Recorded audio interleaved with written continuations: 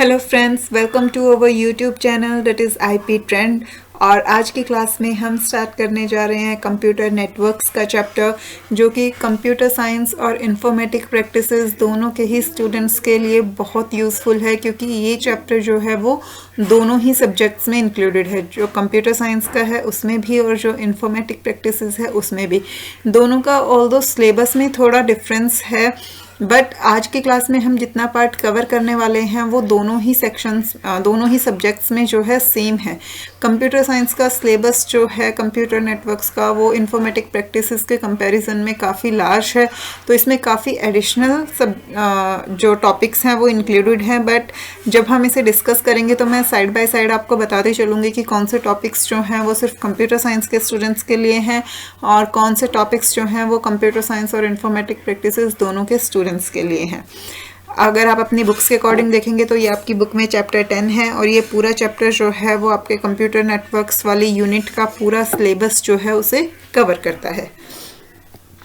यहाँ आपको ये की पॉइंट्स दिए हुए हैं कि कौन कौन से टॉपिक्स हैं।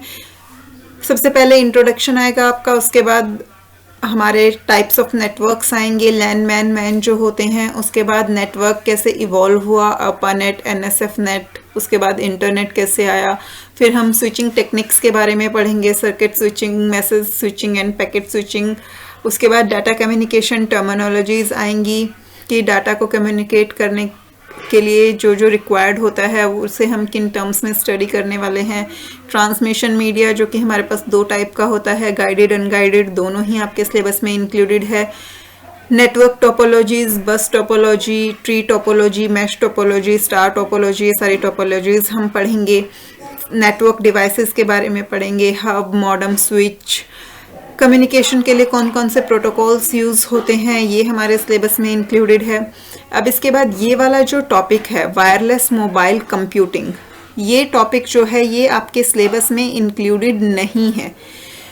ये आपका अगर कंप्लीट सिलेबस आप देखेंगे तो उसमें इंक्लूडेड है, बट जब आप टर्म वाइज सिलेबस चेक करेंगे तो इस टॉपिक को टर्म 2 से जो है वो हटा दिया गया है।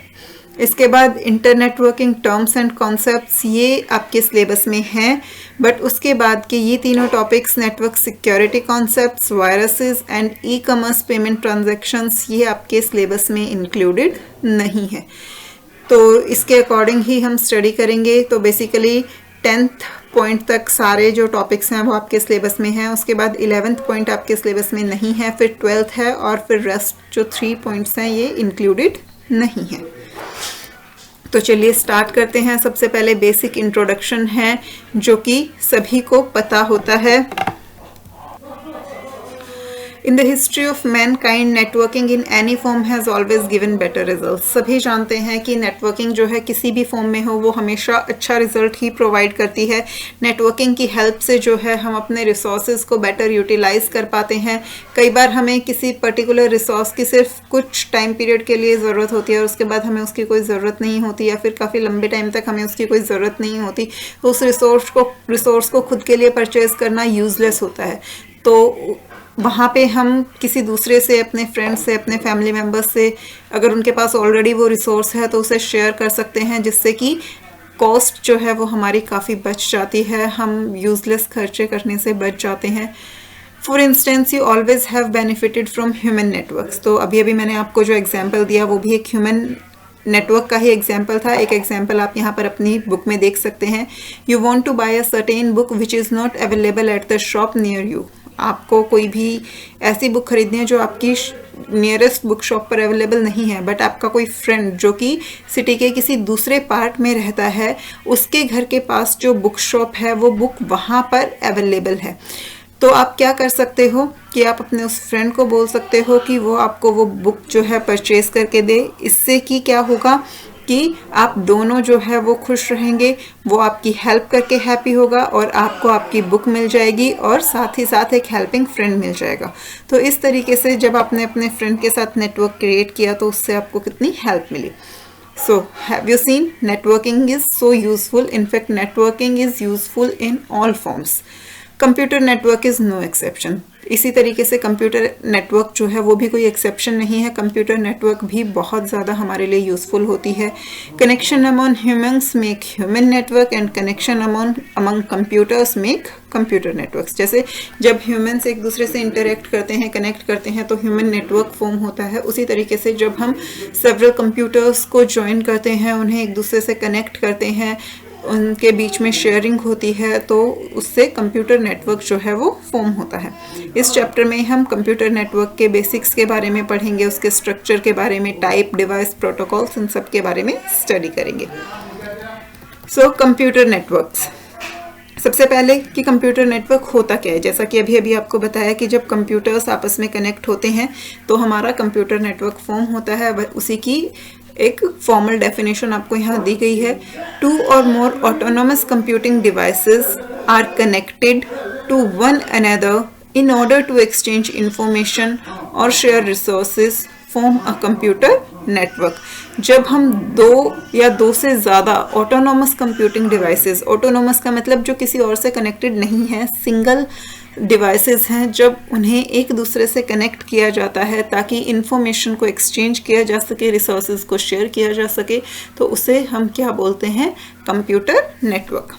For example, if in your home you can connect your smartphone, your laptop with your smart TV, gaming console and a printer simultaneously, either using a cable or Wi-Fi, it will be termed as computer network। आपने अपने घरों में देखा होगा कि आपके laptops और आपके जो स्मार्टफोन्स हैं उन्हें आप अपने स्मार्ट टीवी से कनेक्ट कर सकते हैं, अपने गेमिंग कंसोल से कनेक्ट कर सकते हैं, प्रिंटर के थ्रू आप जो है प्रिंट आउट्स निकाल सकते हैं, और ये सब आप या तो केबल से कनेक्ट कर सकते हैं या फिर आप वाईफाई की हेल्प से भी कनेक्ट कर सकते हैं। इवन कई बार आप ब्लूटूथ की हेल्प से भी कनेक्ट कर पाते हैं। तो ये एक कंप्यूटर नेटवर्क का ही जो है एग्जाम्पल है।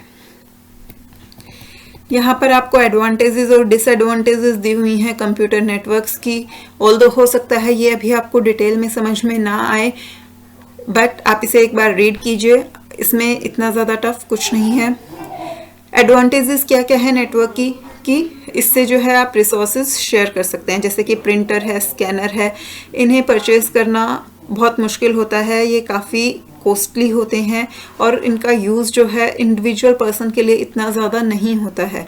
तो और इवन अगर आप मान लीजिए आप एक लैब में वर्क कर रहे हैं, उस लैब में आपके पास 20-30 कंप्यूटर्स हैं, तो हर कंप्यूटर के लिए अलग से प्रिंटर या स्कैनर खरीदना जो है वो कोई भी सेंस नहीं बनती है उसकी। तो यूजुअली हम क्या करते हैं, हम प्रिंटर या स्कैनर खरीदते हैं और पूरी लैब में जितने भी सिस्टम्स हैं एक ही प्रिंटर और स्कैनर को उन सभी सिस्टम्स के साथ कनेक्ट कर देते हैं। इससे हम रिसोर्सेज को शेयर कर पाते हैं। Share storage, being able to access files from any machine on the network can share data.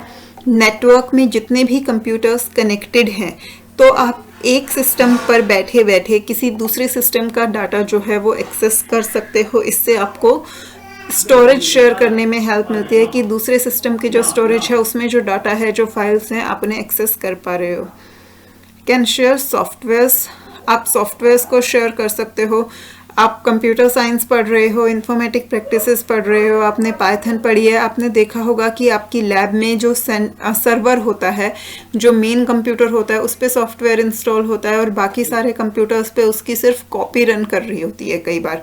तो यही चीज़ होती है सॉफ्टवेयर शेयरिंग, कि हम क्या करते हैं, किसी एक सॉफ्टवेयर का लाइसेंस ले लेते हैं और उस लाइसेंसिंग पे जो है लिमिट ऐड करवा लेते हैं कि उस सॉफ्टवेयर की कितनी कॉपीज़ जो है हम सेम टाइम पे रन कर सकते हैं। इसका एक सिंपल सा एग्जांपल जो आपको शायद ज़्यादा अच्छे से समझ आएगा वो है आपका नेटफ्लिक्स या हॉटस्टार का सब्सक्रिप्शन। आप हॉटस्टार का सब्सक्रिप्शन लेते हो, सब्सक्रिप्शन में ये मेंशन होता है कि आप इस लॉगिन से सिर्फ एक डिवाइस में इसे रन कर सकते हो या 2 डिवाइसेस में रन कर सकते हो या 4-5 डिवाइसेस में इसे रन कर सकते हो। Same goes with the Netflix. तो वहाँ पे आप जनरली क्या करते हो कि आप जो सब्सक्रिप्शन खरीदते हो वो मल्टीपल कॉपीज़ वाला खरीदते हो ताकि आपकी कॉस्ट जो है वो बच सके और आपको अलग अलग डिवाइसेस के लिए अलग अलग सब्सक्रिप्शन ना खरीदना पड़े। नेक्स्ट है इम्प्रूव कम्युनिकेशन। ऑब्वियसली नेटवर्किंग की हेल्प से जो है कम्युनिकेशन इंक्रीज होता है। ये तो सब हर कोई जानता है आज के टाइम में, जिसे शायद पढ़ा भी ना हो उसे भी पता होगा कि व्हाट्सएप, फेसबुक और मेल्स जो हैं वो क्या होती हैं और उनके थ्रू कैसे जो है हमारा कम्युनिकेशन इतना ज़्यादा इंक्रीज़ और इम्प्रूव हुआ है। अब जब एडवांटेजेस आती हैं तो एडवांटेजेस के साथ साथ डिसएडवांटेजेस जो हैं वो ज़रूर होती हैं। कभी भी कॉइन की एक साइड नहीं होती है कि किसी चीज़ के सिर्फ एडवांटेजेस ही हों या फिर किसी चीज़ की सिर्फ डिसएडवांटेजेस ही हों। तो कंप्यूटर नेटवर्क्स की जो हैं वो क्या क्या डिसएडवांटेजेस होती हैं। जब मल्टीपल कंप्यूटर्स एक साथ कनेक्ट होते हैं तो वो सिस्टम जो है वो थोड़ा सा कॉम्प्लेक्स और सोफिस्टिकेटेड बन जाता है उसे रन करना, जिसके लिए हमें स्पेशलिस्ट की ज़रूरत पड़ती है जो जिसमें उसने स्पेशलाइजेशन की हो उस पर्टिकुलर फील्ड में, जिससे कि हमारी कॉस्ट जो है वो इंक्रीज़ होती है। अगर नेटवर्क्स को बैडली मैनेज किया जाता है तो उनकी प्रोडक्टिविटी जो है डिक्रीज़ हो जाती है और वो अनयूजेबल रह जाते हैं। If softwares and files are held centrally, it may be possible to carry out any work if the central server fails. जब फाइल्स और सॉफ्टवेयर्स जो हैं वो सेंट्रल सिस्टम पे इंस्टॉल्ड होते हैं, मेन सर्वर सिस्टम पे इंस्टॉल्ड होते हैं, तो अगर हमारा सर्वर फेल हो जाता है तो बाकी सारे सिस्टम्स भी जो हैं वो रन करना बंद कर देते हैं, जिससे कि वर्क क्रिएट हो जाता है। फाइल सिक्योरिटी जो है वो मेन इशू बन जाता है जब हमारे पास डाटा की शेयरिंग हो रही होती है, स्पेशली जब हम इंटरनेट या वाइड एरिया नेटवर्क्स में कनेक्टेड होते हैं तो वायरसेस से प्रोटेक्शन का जो है वो हमें बहुत ज़्यादा ध्यान रखना पड़ता है। Computer networks are useful in many ways. They facilitate resource sharing, enhanced communication, cost reduction, जो कि हमने अभी अभी पढ़ा है। Some of the advantages and disadvantages of computer networks are shown in figure 10.1b, जो कि आपने अभी अभी पढ़ी हैं। अब नेक्स्ट आ जाते हैं components of a computer network, कि एक कंप्यूटर नेटवर्क के कौन कौन से कंपोनेंट्स जो हैं वो होते हैं।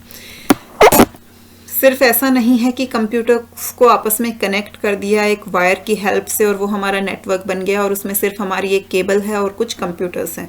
कंप्यूटर नेटवर्क में इनके अलावा भी बहुत सारे जो हैं वो टर्म्स, कंपोनेंट्स, डिवाइसेस होते हैं। पहला कंपोनेंट है हमारा host and nodes, next one is servers, clients, network hardware, communication channels, softwares, network services. इन सब के बारे में हम वन बाय वन स्टडी करेंगे और यहाँ पर हम इनके बारे में सिर्फ ब्रीफली स्टडी करेंगे, डिटेल्ड स्टडी इनकी हम चैप्टर में आगे करने वाले हैं। सबसे पहला होस्ट और नोड जो है वो क्या होती है। The term host or node refers to the computers that are attached to a network and are seeking to share the resources of the network. जितने भी कंप्यूटर्स या फिर आपके स्मार्टफोन्स, लैपटॉप्स, वर्क स्टेशंस जो भी हैं जो कि नेटवर्क से कनेक्टेड हैं और वो नेटवर्क से रिसोर्सेज शेयर करना चाहते हैं, उनसे डाटा एक्सेस करना चाहते हैं, उन्हें हम कहते हैं होस्ट और नोड। होस्ट्स और नोड्स के बिना there would be no network at all. Obviously अगर मेन कंप्यूटर्स ही हमारे पास नहीं होंगे तो नेटवर्क किससे कनेक्ट होगा। बाकी डिवाइसेस की ज़रूरत तो जब आएगी ना जब हमारे पास कंप्यूटर्स अवेलेबल होंगे एक नेटवर्क क्रिएट करने के लिए। So your PC, laptop, smartphone, phones etcetera when connect to a network become host. तो जितने भी आपके डिवाइसेस हैं जब वो नेटवर्क से कनेक्ट होते हैं तो वो क्या बन जाते हैं, होस्ट्स, या फिर हम उन्हें और क्या बोल सकते हैं, nodes. Next term is server. A server is a very important computer in a network. It is responsible for making the networking task happen. Server के बिना नेटवर्किंग नहीं हो सकती क्योंकि सर्वर ही होता है जो नेटवर्क को फैसिलिटेट करता है, data sharing, resource sharing, communication, इन सब को फैसिलिटेट करता है। ये सारा जो काम होता है वो हमारा सर्वर्स के थ्रू ही होता है। On small networks, sometimes all the shareable stuff like files, data, software, etc. is stored on the server. जो छोटे छोटे नेटवर्क्स होते हैं कई बार उनमें सारा का सारा डाटा जो है वो सर्वर पर ही स्टोर्ड होता है। A network can have more than one server also. जो नेटवर्क्स होते हैं हमारे उनमें ऐसी कोई लिमिट नहीं होती कि वहाँ पर एक ही सर्वर होता है। आपके पास एक से ज़्यादा सर्वर्स जो हैं वो हो सकते हैं। हर सर्वर का अपना एक यूनिक नेम होता है और बाकी के जितने भी यूज़र्स यानी कि जितने होस्ट और नोड्स होते हैं वो उस सर्वर को उसके यूनिक नेम से ही आइडेंटिफाई करते हैं। On big networks, there can be servers dedicated to specialized task. जो बड़े बड़े नेटवर्क्स होते हैं वहाँ पे एक पर्टिकुलर टास्क के लिए डेडिकेटेड सर्वर होता है। जैसे फाइल सर्वर जो होता है वो सिर्फ और सिर्फ क्या हैंडल्स करता है, फाइल्स हैंडल्स करता है। फाइल्स से रिलेटेड जो भी रिक्वेस्ट आती है उसे फुलफिल करना फाइल सर्वर का काम होता है। सिमिलरली प्रिंटर सर्वर जो है वो प्रिंटर से रिलेटेड रिक्वेस्ट को हैंडल करता है कि कौन से डिवाइस को पहले प्रिंटर एलोकेट करना है, कितनी प्रिंट्स कमांड को एक टाइम में अलाउ करना है, ये सारा काम कौन देखता है, प्रिंटर सर्वर। तो इसलिए हर पर्टिकुलर टास्क के लिए एक डेडिकेटेड सर्वर जो है वो होता है जब हमारे पास नेटवर्क जो है वो लार्ज स्केल पे हो। Next one is client. Client जो है वो सर्वर से रिलेटेड टर्म है। A client computer is a host computer that request for some services from a server. जो नेटवर्क में हमारे पास जितने भी कंप्यूटर्स कनेक्टेड हैं, जब उनमें से कोई भी कंप्यूटर जो है वो सर्वर को रिक्वेस्ट भेजता है किसी पर्टिकुलर सर्विस के लिए, तो वो हमारा क्या बन जाता है, क्लाइंट कंप्यूटर बन जाता है। In other words server computer serves the request of a client computer. जो सर्वर है वो किसकी रिक्वेस्ट को फुलफिल करता है, क्लाइंट कंप्यूटर्स की रिक्वेस्ट को। Next one is network hardware.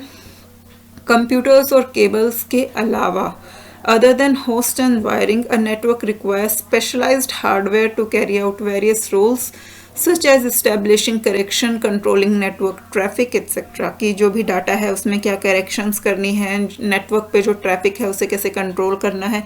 Network पे ट्रैफिक यहाँ आप इसे नॉर्मल ट्रैफिक, व्हीकल्स ट्रैफिक से रिलेट नहीं करेंगे। नेटवर्क पे ट्रैफिक का मतलब होता है डाटा का ट्रैफिक की लाइक आप यूट्यूब पे कोई वीडियो देख रहे होते हैं तो कई बार कोई हैवी फाइल होती है, बहुत ज़्यादा डाटा एक साथ आ रहा होता है तो आपका डाटा बफर करने लगता है, आपकी वीडियो जो है वो स्मूथली प्ले नहीं करती, उसे डाउनलोड होने में टाइम लगता है। तो इस तरीके से there are many different type of hardwares that are required in a network. एक नेटवर्क में बहुत तरह के अलग अलग हार्डवेयर डिवाइसेस की रिक्वायरमेंट होती है, जैसे कि NIC that is network interface card.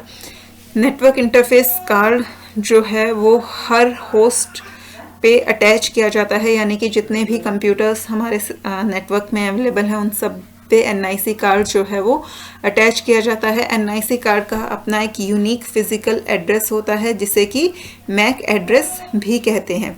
ये मैक एड्रेस जो है वो 6 बाइट्स यानी कि 48 बिट्स का होता है, जिसे कौन असाइन करता है, NIC मैन्युफैक्चरर, जिसने उस कार्ड को मैन्युफैक्चर किया है। ये NIC को हम नेटवर्क इंटरफेस यूनिट भी बोलते हैं और टर्मिनल एक्सेस पॉइंट भी बोलते हैं। अब NIC का यूज़ क्या होता है, NIC का अपना एक यूनिक फिजिकल एड्रेस है और जब हम उसे कंप्यूटर से कनेक्ट करते हैं तो उस कंप्यूटर को नेटवर्क पे आइडेंटिफाई करने के लिए वो यूनिक फिजिकल एड्रेस जो है यूज़ होता है। अब कंप्यूटर्स जो है नेटवर्क में कनेक्टेड हैं, सर्वर के पास रिक्वेस्ट गई, सर्वर को उसका रिप्लाई भेजना है तो वो किस कंप्यूटर के पास भेजेगा, किस कंप्यूटर से रिक्वेस्ट आई है वो ये कैसे आइडेंटिफाई कर पाएगा। तो उसे कोई एड्रेस तो चाहिए जिससे वो ये आइडेंटिफाई कर पाए कि किस कंप्यूटर से उसके पास रिक्वेस्ट आई है, किस कंप्यूटर को उसे डाटा ट्रांसफ़र करना है, या फिर जब दो कंप्यूटर्स आपस में कनेक्टेड हैं वो आपस में डाटा शेयर कर रहे हैं तो एक दूसरे को आइडेंटिफाई करने के लिए, तो इसलिए हमें NIC कार्ड की ज़रूरत पड़ती है ताकि कंप्यूटर्स को आप इंटरनेट पे, नेटवर्क पे आइडेंटिफाई कर सको। नेक्स्ट है hub, switch, router. These are the connectivity devices. इनके बारे में हम आगे डिटेल में पढ़ने वाले हैं कि हब, स्विच, राउटर, मॉडेम, इन सब का जो है वो क्या रोल होता है। इसके अलावा और भी बहुत सारे हार्डवेयर डिवाइसेस होते हैं नेटवर्क में जिनके बारे में हम डिटेल में स्टडी करेंगे। Next one is communication channel. Communication channel जो है वो आपके होस्ट और सर्वर को एक दूसरे से कनेक्ट करता है, वो उनके बीच का कम्युनिकेशन मीडियम होता है। ये कम्युनिकेशन मीडियम जो है वायर्ड भी हो सकता है और वायरलेस भी हो सकता है। यहाँ पे आप देख सकते हैं 2 तरह के कम्युनिकेशन चैनल्स होते हैं हमारे पास, वायर्ड कम्युनिकेशन चैनल और वायरलेस कम्युनिकेशन चैनल। जो वायर्ड कम्युनिकेशन चैनल होते हैं उन्हें हम गाइडेड मीडिया भी कहते हैं, क्योंकि ये वायर्स के, केबल्स के थ्रू कनेक्टेड होते हैं। तो जैसे जैसे केबल है वैसे वैसे ये गाइड होता रहता है इसके थ्रू डाटा। इसमें हमारे पास ट्विस्टेड पेयर केबल्स होते हैं, कोएक्सियल केबल्स होते हैं, ऑप्टिकल फाइबर केबल्स होते हैं। ये सारे हम डिटेल में स्टडी करेंगे। कंप्यूटर साइंस के स्टूडेंट्स ये डिटेल में स्टडी करेंगे क्योंकि उनके सिलेबस में ये है, बट इन्फॉर्मेटिक प्रैक्टिसेस के सिलेबस में ये नहीं है, तो वो इससे ज़्यादा डिटेल में स्टडी नहीं कर पाएंगे। वायरलेस कम्युनिकेशन जो है, जिसमें केबल या वायर्स इंक्लूडेड नहीं होती हैं, वो वेव्स और सैटेलाइट के थ्रू डाटा ट्रांसफ़र होता है, इसीलिए इसे अनगाइडेड मीडिया भी कहते हैं क्योंकि इसमें कोई डायरेक्ट कनेक्शन इस्टेब्लिश नहीं होता है। इसके एग्जाम्पल हैं हमारे radio waves, microwaves, satellite, infrared rays, laser rays. इन रेज और वेव्स और सैटेलाइट्स के थ्रू जो है डाटा ट्रांसफ़र होता है। Next one is software. Software layer of a network make networking possible. जैसे नेटवर्क में बहुत सारे हार्डवेयर डिवाइसेस यूज़ होते हैं, उसी तरीके से काफ़ी सारे सॉफ्टवेयर्स भी यूज़ होते हैं, जैसे कि network protocols and operating system. जैसे हमारे पास विंडोज़, लिनक्स, मैक ओएस, ये सब ऑपरेटिंग सिस्टम्स होते हैं, वैसे ही नेटवर्क के लिए अलग से ऑपरेटिंग सिस्टम जो है वो डिज़ाइंड होते हैं, जो कि सिर्फ नेटवर्किंग टास्क को हैंडल करते हैं। और प्रोटोकॉल जो है वो सेट ऑफ रूल्स होते हैं जो कि सबके लिए कॉमन होते हैं, ताकि कंप्यूटर्स जो हैं एक दूसरे से कनेक्ट कर सकें एक स्टैंडर्ड फॉर्म में, क्योंकि अगर कोई सेट ऑफ रूल्स नहीं होगा, हर कोई अपने तरीके से डाटा को ट्रांसफ़र करेगा, तो उसे रिकॉग्नाइज करना जो है बहुत मुश्किल हो जाएगा। Next one is network services. Computer network जो है वो हमें कौन कौन सी सर्विसेज प्रोवाइड करता है। इसमें हमारे domain name systems, file sharing, voice over internet protocol और भी बहुत सारी सर्विसेज हैं जो आप स्टडी करेंगे। अब ये तो होगी हमारी बेसिक टर्मिनोलॉजीज़ की कंप्यूटर नेटवर्क में हम बेसिक सी कौन सी टर्म्स यूज़ करते हैं। इसमें से ज़्यादातर जितनी भी टर्म्स हैं वो आप आगे डिटेल में डिस्कस करेंगे। होस्ट, सर्वर और क्लाइंट जो है वो बहुत ही कॉमन टर्म थी, उसमें कुछ भी डिटेल नहीं था, तो वो हमने यहाँ पे पढ़ी। उसके अलावा hardware network devices, software network devices, communication channels, network services, ये चारों ही आप फर्दर आगे स्टडी करने वाले हैं। सबसे पहले हम देखते हैं टाइप्स ऑफ नेटवर्क की नेटवर्क जो है वो कितने टाइप्स का होता है। यूजुअली जियोग्राफिकल एरिया के बेसिस पे हमने नेटवर्क्स को 4 पार्ट्स में डिवाइड किया है। That is local area network, personal area network, wide area network and metropolitan area network. That is LAN, वैन, मैन एंड पैन। इनमें से मेट्रोपॉलिटन एरिया नेटवर्क जो है वो आजकल बहुत कम यूज़ होता है, इसीलिए उसका जो डिस्कशन है वो भी काफ़ी कम होता है। बाकी तीनों के बारे में हम पढ़ेंगे। First one is local area network. Local area network जो है वो स्मॉल कंप्यूटर नेटवर्क्स होते हैं जो एक लोकल एरिया तक ही कन्फाइंड रहते हैं, जैसे कि कोई ऑफिस, कोई बिल्डिंग, कोई फैक्ट्री। इन्हें हम क्योंकि ये लोकल एरिया में ही लिमिटेड रहते हैं, इसीलिए इस नेटवर्क को लोकल एरिया नेटवर्क जो है वो कहा जाता है। The key purpose of a LAN is to serve its users in resource sharing. Local area network का जो की पर्पज़ होता है वो होता है उसके यूजर्स को रिसोर्स शेयरिंग प्रोवाइड करवाना। Hardware as well as software resources are shared through local area networks. For instance, LAN users can share data, information, programs, printer, hard disk, modem, etc. जो hardware और software resources होते हैं, फिर चाहे वो information हो, programme हो, printer हो, हार्ड डिस्क हो, मोडम हो, ये सभी जो है वो लोकल एरिया नेटवर्क के थ्रू आपके शेयर हो सकते हैं। In typical LAN configuration, one computer is designed as the file server. It stores all of the softwares that control the network as well as the software that can be shared by the computers attached to the network. Generally जो local area networks होते हैं उनमें हमारे पास एक main server होता है जिसे आप फाइल सर्वर बोल देते हैं। उस पर सारी फाइल्स जो हैं वो स्टोर्ड होती है, उस पर वो सारे सॉफ्टवेयर्स इंस्टॉल्ड होते हैं जो नेटवर्क को कंट्रोल करते हैं। और इसके अलावा भी वो सॉफ्टवेयर जिनकी सभी सिस्टम्स को, सभी कंप्यूटर्स को ज़रूरत पड़ने वाली है जो कि उस नेटवर्क में अटैच हैं, वो सारे के सारे सॉफ्टवेयर जो हैं वो उस मेन सर्वर पर इंस्टॉल्ड होते हैं। Computer connected to the servers और कॉल्ड वर्क स्टेशन। जो कंप्यूटर सर्वर से कनेक्टेड होते हैं उन्हें हम वर्क स्टेशंस बोलते हैं। On most LANs cables are used to connect network interface cards in each computer. Generally local area networks में जो है हम केबल्स यूज़ करते हैं कंप्यूटर्स को कनेक्ट करने के लिए, जैसा कि और मैंने आपको बताया था कि कंप्यूटर्स को कनेक्ट करते हुए नेटवर्क इंटरफेस कार्ड्स जो हैं वो मेन रोल प्ले करते हैं। तो हम यहाँ पे कनेक्ट किसे करते हैं, नेटवर्क इंटरफेस कार्ड्स को, जो कि हमारे वर्क स्टेशंस में, होस्ट्स में इंसर्टेड होते हैं। Next one is our wide area network. The network spread across countries on a very big geographical areas are known as wide area network. वो networks जो कि काफ़ी लार्ज जोग्राफिकल एरियाज पे spread out होते हैं उन्हें वाइड एरिया नेटवर्क्स कहते हैं। WAN is a group of computers that are separated by large distance and Tide together, जिनके बीच में डिस्टेंस बहुत ज़्यादा है बट वो एक दूसरे से कनेक्टेड हैं। It can even be a group of LANs that are spread across several location and connected together to look like a one big LAN. कई बार जो है हमारा वाइड एरिया नेटवर्क जो है वो कंप्यूटर्स की बजाय लैन्स का भी कनेक्शन होता है। जैसे कि एक बिल्डिंग है, वहाँ का अलग से लोकल एरिया नेटवर्क है, दूसरी बिल्डिंग का अलग से अपना लोकल एरिया नेटवर्क है, और फिर जब हम मल्टीपल बिल्डिंग्स के लैंड्स को आपस में कनेक्ट कर देते हैं तो वो हमारा क्या बन जाता है, वाइड एरिया नेटवर्क। बट देखने में ऐसा लगता है कि वो एक बड़ा सा लोकल एरिया नेटवर्क ही है। The WAN links computer to facilitate fast and efficient exchange of information at lesser cost and higher speeds. जो वाइड एरिया नेटवर्क है वो कंप्यूटर्स को इस तरीके से कनेक्ट करता है जिससे कि आप इंफॉर्मेशन को काफ़ी एफिशिएंटली और फास्ट स्पीड से एक्सचेंज कर सको, बट आपकी कॉस्ट जो है वो काफ़ी कम रहे। Computers connected to a wide area network are often connected through public networks. Wide area network में जो कंप्यूटर्स कनेक्टेड होते हैं वो जनरली पब्लिक नेटवर्क से कनेक्टेड होते हैं, जैसे कि telephone system.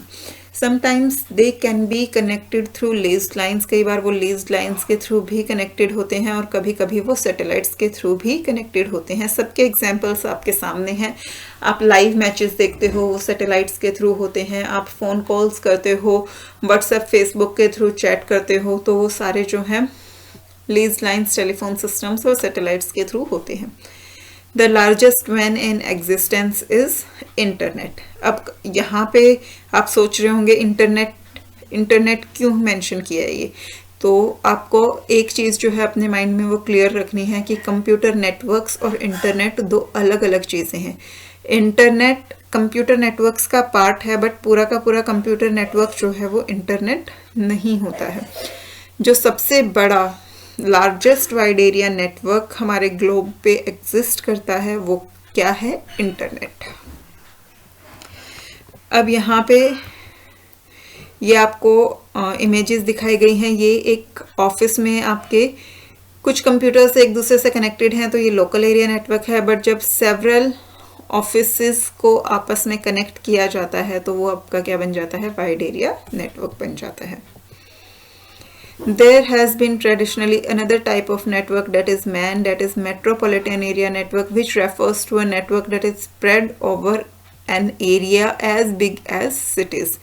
Metropolitan area network जो है वो लगभग कितना बड़ा होता है, जितनी कि आपकी कोई सिटी होती है। अब अगर कोई छोटा सा नेटवर्क है जो एक पर्टिकुलर सोसाइटी, एक पर्टिकुलर बिल्डिंग, एक पर्टिकुलर सेक्टर में है, तो उसे आप लोकल एरिया नेटवर्क कह देते हो। जो एक वाइड, जो पूरी कंट्री में या ऑल ओवर द ग्लोब है, उसे आप वाइड एरिया नेटवर्क बोल देते हो। बट इन बिटवीन जो सिर्फ एक पर्टिकुलर स्टेट में, एक पर्टिकुलर सिटी में एग्जिस्ट करता है, वो आपका क्या होता है, मेट्रोपॉलिटन एरिया नेटवर्क होता है।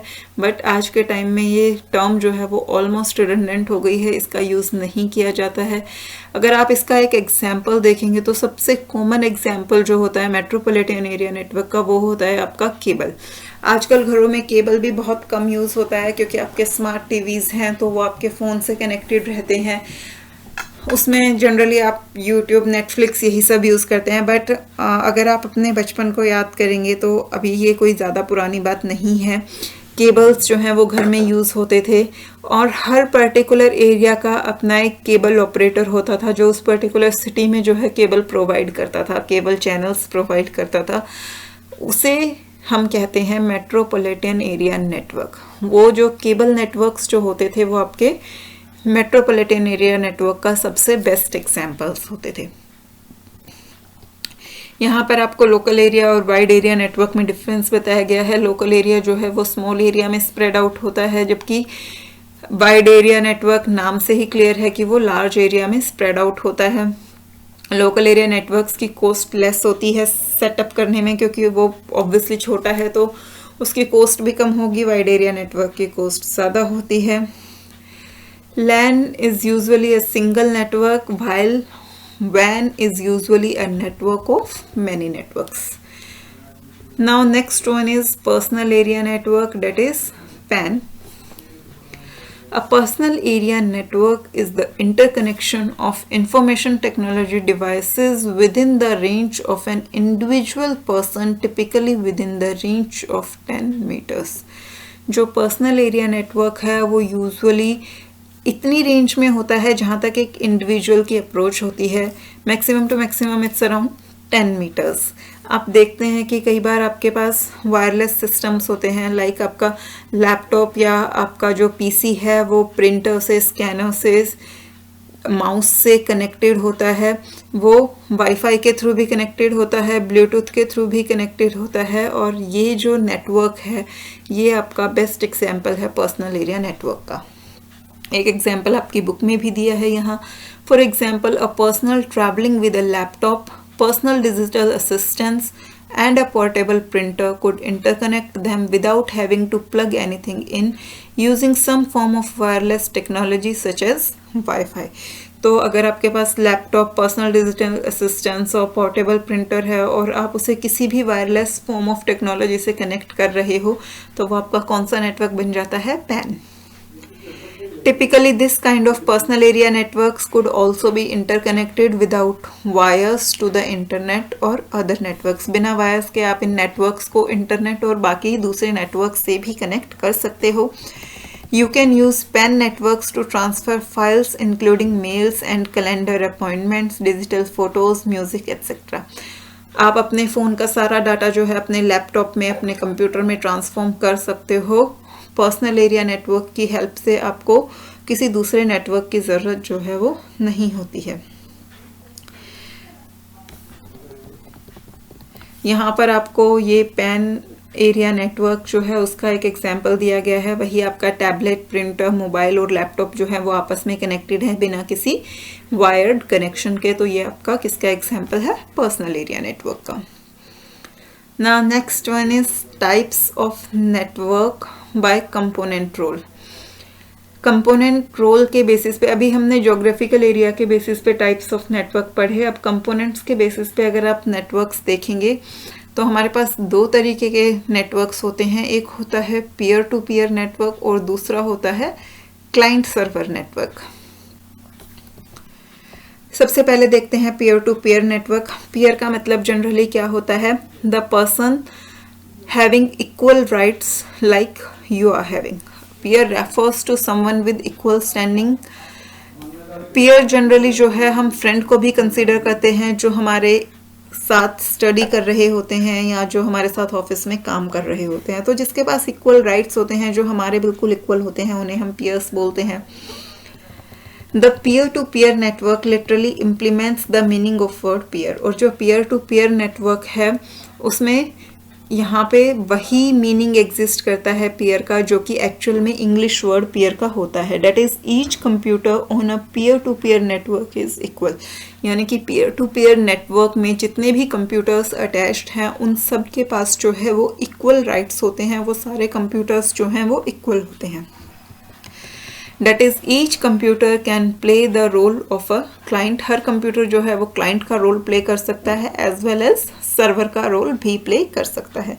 In other words, there is no computer designated as in charge of the network operation. आप ये भी कह सकते हैं कि पीयर टू पीयर नेटवर्क में कोई स्पेशल कंप्यूटर एलोकेटेड नहीं होता जो कि नेटवर्क ऑपरेशंस की को हैंडल करेगा। सभी कंप्यूटर्स जो है वो मिलके इस टास्क को परफॉर्म करते हैं। Each computer control its own information and plays role of either a client or server depending upon what is needed at that point of time. सभी कंप्यूटर्स जो हैं वो खुद अपनी इंफॉर्मेशन को कंट्रोल करते हैं और जैसे की ज़रूरत होती है, अगर क्लाइंट की ज़रूरत है तो वो क्लाइंट का रोल प्ले करते हैं और सर्वर की ज़रूरत है तो वो सर्वर का जो है रोल प्ले करते हैं. The computers that serves on peer-to-peer computer are often termed as non-dedicated servers. जो computers peer to peer network पे सर्व करते हैं यानी कि इंफॉर्मेशन प्रोवाइड करते हैं, अपनी फाइल किसी और को जो है वो ट्रांसफ़र करते हैं, उन्हें हम नॉन डेडिकेटेड सर्वर्स कहते हैं. यूजुअली अभी जब आपने सर्वर्स के बारे में पढ़ा तो सर्वर्स का काम क्या होता है, कोई भी क्लाइंट या कोई भी होस्ट सर्वर के पास रिक्वेस्ट भेजता है और सर्वर उस रिक्वेस्ट को फुलफिल करता है. यानी कि किसी को कोई इन्फॉर्मेशन चाहिए तो उसने सर्वर के पास रिक्वेस्ट भेजी कि मुझे ये इन्फॉर्मेशन चाहिए और फिर सर्वर उसे वो इन्फॉर्मेशन प्रोवाइड करता है. लेकिन पेयर टू पेयर नेटवर्क में तो कोई पर्टिकुलर सर्वर है ही नहीं. अब अगर किसी को कोई डाटा चाहिए तो वो क्या देखेगा कि वो डाटा किसके पास है और वो उसी कंप्यूटर के पास रिक्वेस्ट भेजेगा कि मुझे आपकी ये वाली इन्फॉर्मेशन जो है चाहिए और वो कंप्यूटर उसे वो इन्फॉर्मेशन प्रोवाइड कर देगा. तो अभी उस कंप्यूटर ने सर्वर का काम किया कि उसने अपनी इन्फॉर्मेशन जो है प्रोवाइड की, बट वो सर्वर जो है उस टाइप के सर्वर्स को हम क्या कहते हैं, नॉन डेडिकेटेड सर्वर्स, क्योंकि वो पर्टिकुलर सर्वर नहीं है, उसने सिर्फ एक पर्टिकुलर टाइम बीइंग के लिए सर्वर की तरह एक्ट किया है. On small networks, a workstation that can double up as a server is known as non-dedicated server since it is not completely dedicated to the cause of serving. जैसा कि मैंने आपको अभी अभी बताया, इस तरीके के सर्वर्स को हम नॉन डेडिकेटेड क्यों कहते हैं, क्योंकि वो उनका पर्टिकुलर काम ये नहीं है कि वो सभी रिक्वेस्ट को सर्व करें, वो सिर्फ एक पर्टिकुलर टाइम बीइंग के लिए ही सर्वर की तरह एक्ट करते हैं. Such servers can facilitate the resource sharing among workstation on proportionately smaller scale.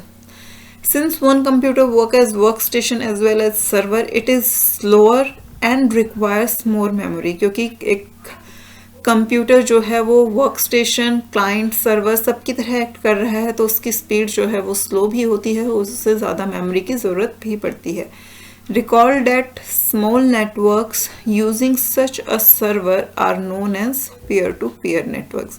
और इस तरीके के नेटवर्क्स को हम क्या कहते हैं, peer to peer नेटवर्क, क्योंकि सभी जो होस्ट्स हैं, सभी कंप्यूटर्स जो हैं वो सर्वर भी हैं, क्लाइंट भी हैं, सभी के पास इक्वल राइट्स हैं, सभी जो है वो इक्वली टास्क्स को हैंडल कर रहे हैं, इसलिए इस तरीके के नेटवर्क को पीयर टू पीयर कहा जाता है. और इस नेटवर्क की लिमिट जो है वो बहुत ही कम होती है. इसमें मैक्सिमम टू मैक्सिमम जो है आप 10 कंप्यूटर्स को कनेक्ट कर सकते हो, क्योंकि इससे ज़्यादा कंप्यूटर्स को अगर आप कनेक्ट करने की कोशिश करोगे तो आप उस नेटवर्क को मैनेज नहीं कर सकते हैं. Next one is client server networks. Unlike peer-to-peer network, bigger networks prefer to have centralized control. जो हमारे पास बड़े नेटवर्क होते हैं उनमें क्या प्रेफर किया जाता है कि सेंट्रलाइज्ड कंट्रोल हो, एक डेडिकेटेड सर्वर हो जो कि सारे नेटवर्क को मैनेज करे, जिसको क्लाइंट्स रिक्वेस्ट भेजें और वो उन क्लाइंट्स की रिक्वेस्ट को फुलफिल करे, उन्हें चेक करे. They do this by clearly designating server and client. और ये सेंट्रलाइज्ड कंट्रोल किसकी हेल्प से फॉर्म किया जाता है, क्लाइंट्स और सर्वर को क्लियरली डिस्टिंग्विश करके. Such networks are called client server networks. और इस तरीके के नेटवर्क्स को हम मास्टर स्लेव्स नेटवर्क भी बोलते हैं, जहाँ सर्वर जो होता है वो मास्टर की तरह एक्ट करता है और जो क्लाइंट्स होते हैं वो स्लेव्स की तरह एक्ट करते हैं. On bigger network installations, there is a computer reserved for the server's job and its only job is to help workstations access data, software and hardware resources. जो बड़े नेटवर्क्स होते हैं उन पे पर्टिकुलर कंप्यूटर्स जो हैं वो रिजर्व रखे जाते हैं ताकि वो सर्वर की जॉब जो है फुलफिल कर सकें, और उसका काम सिर्फ इतना होता है कि वो बाकी के जो वर्क स्टेशन है उन्हें डाटा को एक्सेस करने में, सॉफ्टवेयर और हार्डवेयर रिसोर्सेज को एक्सेस करने में हेल्प कर सकें. It does not develop as a work station such as server. Is known as dedicated server. और ये जो सर्वर्स होते हैं ये डेवलप नहीं करते, यानी कि ये कभी नॉर्मल वर्क स्टेशन की तरह नहीं करते, क्योंकि इनकी एक पर्टिकुलर टास्क होती है। और इसी तरीके के सर्वर्स को जो है वो क्या कहा जाता है, डेडिकेटेड सर्वर्स कहा जाता है। The network using such a server are known as master slave network। और इस तरीके के नेटवर्क्स को हम मास्टर स्लेव नेटवर्क कहते हैं, क्योंकि यहाँ पर सारी पावर जो है वो सर्वर के हाथ में होती है। On a network there may be several servers that allow workstations to share specific resources. For example, there may be a server exclusively for serving files related requests, like storing files, deciding about their access privileges and regulating the amount of space allowed for each user। जो इस तरीके के network होते हैं उन पे हमारे पास एक से ज़्यादा सर्वर्स अवेलेबल होते हैं, ताकि नेटवर्क को ईजीली और एफिशिएंटली मैनेज किया जा सके। वहाँ पे सर्वर्स भी जो हैं, ऐसा नहीं है कि एक ही सर्वर सारी टास्क को परफॉर्म करेगा। हर सर्वर के पास अपनी खुद की एक पर्टिकुलर डेडिकेटेड टास्क होती है। जैसे कि जो फाइल सर्वर है वो सिर्फ फाइल से रिलेटेड रिक्वेस्ट को ही हैंडल करेगा, कि कौन सी फाइल को कहाँ स्टोर करना है, किस कंप्यूटर के पास किस फाइल को एक्सेस करने का ही राइट है, एक पर्टिकुलर फाइल के लिए कितनी स्पेस की ज़रूरत है, और हर यूज़र हर होस्ट को जो है आप कितनी स्पेस अलाउ कर रहे हो फाइल्स को स्टोर करने के लिए। ये सारी जो भी क्वेरीज हैं ये सब की सब जो है एक पर्टिकुलर सर्वर हैंडल करेगा, जिसे हम क्या बोलते हैं, फाइल सर्वर। सिमिलरली जो प्रिंटर सर्वर होगा वो प्रिंटर से रिलेटेड टास्क को फॉलो करेगा, कि पहले प्रिंटर किस क्लाइंट को एलोकेट करना है, उसके बाद किस क्लाइंट को एलोकेट करना है, एक क्लाइंट एक बार में कितनी प्रिंटिंग रिक्वेस्ट्स जो है वो प्रोवाइड कर सकता है। सिमिलरली जो मॉडेम सर्वर होगा वो हेल्प करेगा group of network user modem to transmit long distance messages. तो हर सर्वर का जो है वो अपना पर्टिकुलर टास्क होता है और वो उसे फुलफिल करता है। The key point about a client-server model is that the client is dependent on the server to provide and manage the information। तो क्लाइंट सर्वर आर्किटेक्चर में सबसे मेन चीज़ जो है वो यही होती है कि जो क्लाइंट्स होते हैं वो टोटली सर्वर पे डिपेंडेंट होते हैं हर चीज़ के लिए। For example websites are store on web server. इसका सबसे मेन एग्जांपल क्या है कि जो वेबसाइट्स हैं वो वेब सर्वर पे स्टोर होती हैं, और जो आप वेब ब्राउज़र यूज़ करते हो जो कि क्लाइंट हैं वो सर्वर के पास रिक्वेस्ट भेजते हैं and the server sends the websites to the browser. तो क्लाइंट सर्वर आर्किटेक्चर का ये सबसे कॉमन एग्जांपल है जो आप डेली देखते हैं। आप कोई भी ब्राउज़र यूज़ कर रहे हैं, आप क्रोम यूज़ कर रहे हैं, आप मोजिला यूज़ कर रहे हैं, आप वेब सर्वर को रिक्वेस्ट भेजते हैं कि आप कौन सी वेबसाइट एक्सेस करना चाहते हैं, और वो सर्वर आपको वो वेबसाइट जो है वो एलोकेट करता है। आप डायरेक्टली वेबसाइट को एक्सेस नहीं कर सकते।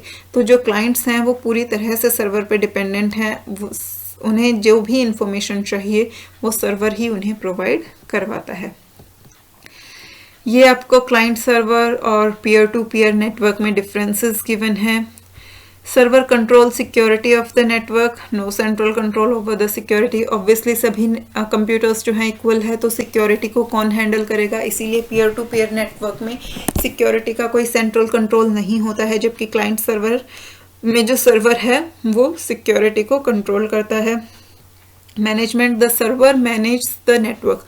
क्लाइंट सर्वर आर्किटेक्चर में जो सर्वर होता है वो नेटवर्क को मैनेज करता है। उसके लिए एक डेडिकेटेड टीम होती है जो सर्वर को मैनेज करती है। पीयर टू पीयर नेटवर्क में किसी तरह का कोई मैनेजमेंट नहीं होता है, कोई भी सेटअप कर सकता है उसे। डिपेंडेंसी, क्लाइंट सर्वर में सभी क्लाइंट्स जो हैं वो सर्वर पे डिपेंडेंट होते हैं, लेकिन पीयर टू पीयर नेटवर्क में कोई डिपेंडेंसी नहीं होती, क्योंकि वहाँ पे कोई सेंट्रल सर्वर नहीं होता, सभी क्लाइंट्स जो हैं वो इक्वल होते हैं। Next one is performance. अगर हमें क्लाइंट सर्वर आर्किटेक्चर की परफॉर्मेंस को इंक्रीज़ करना होता है तो सिंपली हम अपने सर्वर को अपग्रेड कर देते हैं, उसे और ज़्यादा पावरफुल बना देते हैं ताकि वो ज़्यादा रिक्वेस्ट को, ज़्यादा डिमांड्स को फुलफिल कर सके। If peer to peer networks में क्या होगा, जबकि if machines on a network are slow they will slow down the other machine, क्योंकि वहाँ पे आपके पास परफॉर्मेंस को इंक्रीज़ करने का कोई ऑप्शन नहीं है, आपको सारी की सारी मशीन्स को ही चेंज करना पड़ेगा। क्लाइंट सर्वर आर्किटेक्चर में जो बैकअप है वो सेंट्रल सिस्टम यानी कि सर्वर पे होता है, जबकि पीयर टू पीयर नेटवर्क में हर डिवाइस को, हर कनेक्टेड नोड को अपना बैकअप जो है वो लेके रखना पड़ता है और कोई भी यूज़र जो है वो डाटा को डिलीट कर सकता है। अब इसके बाद जो आता है वो हमारा आता है इवोल्यूशन ऑफ नेटवर्किंग। इसे हम नेक्स्ट क्लास में कंटिन्यू करेंगे। आई थिंक आज के लिए काफ़ी हो गया है। ऑल्दो आई नो ये थ्योरेटिकल पार्ट है, बट फिर भी हम छोटे छोटे पार्ट्स में डिस्कस करेंगे, क्योंकि थ्योरी जो है वो बहुत जल्दी बोरिंग हो जाती है और एक साथ जो है वो ज़्यादा कवर करना स्टूडेंट्स के लिए थोड़ा मुश्किल होता है, क्योंकि आप भी सुनते सुनते पक जाते हैं। इसमें कोई प्रैक्टिकल पार्ट नहीं है जिससे कि ये इंटरेस्टेड बन सके। ऑल्दो नेटवर्किंग अपने आप में एक इंटरेस्टेड टर्म होती है, बट फिर भी क्योंकि थ्योरी है तो इसलिए अगर ये ज़्यादा लेंथी चले एक साथ तो वो कई बार जो है बोर्डम क्रिएट करती है, इसलिए हम बाकी का पार्ट जो है वो नेक्स्ट क्लास में कंटिन्यू करेंगे। आज के लिए इतना ही। अगर आपको कोई भी डाउट हो तो आप कमेंट करके मुझे बता सकते हैं। I will try to clear your doubts. इतना पार्ट जो हमने आज किया वो इंफॉर्मेटिक प्रैक्टिसेस और कंप्यूटर साइंस दोनों के ही सिलेबस में इंक्लूडेड था, और आई थिंक नेक्स्ट क्लास में हम जितना डिस्कस करेंगे वो भी दोनों ही सब्जेक्ट्स में इंक्लूडेड होगा, क्योंकि आगे का पार्ट जो है वो थोड़ा सा डिफ्रेंशिएट हो जाता है कि इंफॉर्मेटिक प्रैक्टिसेस के स्टूडेंट्स को उसकी ज़रूरत नहीं है। तो मिलते हैं नेक्स्ट क्लास में, तब के लिए बाय बाय।